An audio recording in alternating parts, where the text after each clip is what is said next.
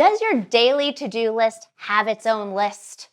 Or are you the person that leaves Post-it note reminders everywhere? Well, if you quietly nodded to yourself or if you screamed "yes" out loud, try this method to conquer your daily to-dos. One of the most surprising things is how little structure people create for themselves to execute their work.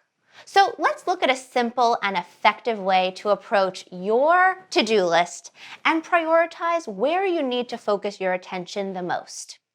I call this easy three-step process the VIP method. The V in VIP stands for very important tasks. I suggest prioritizing 2 to 3 very important tasks per day. I like to think of this very important task category as the section where you complete the to-do that is keeping you up at night. The goal within this category is to make each task specific. For example, work on PowerPoint presentation. That's a little too big to chew on and not realistic to complete in just one sitting. So reduce the intimidation factor by breaking bigger projects into goal-specific blocks of time to make it more manageable. So instead of work on PowerPoint presentation, why not try create the first 6 slides of PowerPoint presentation? Now, let's talk about the I in VIP.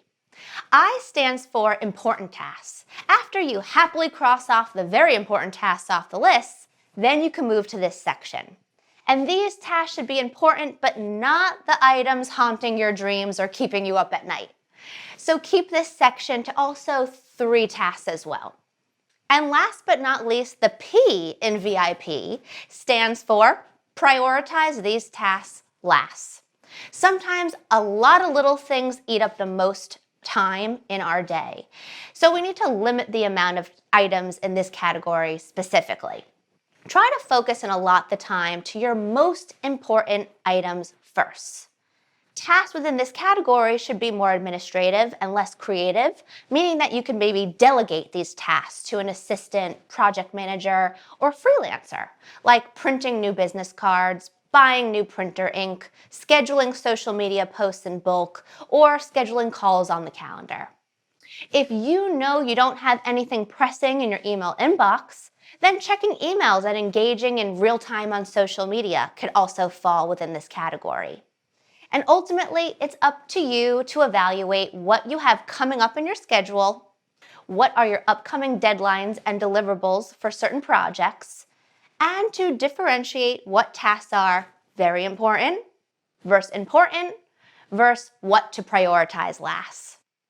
Now, a to-do list is only as effective as the action you put behind it. And the best way to get things done is to schedule them in your calendar.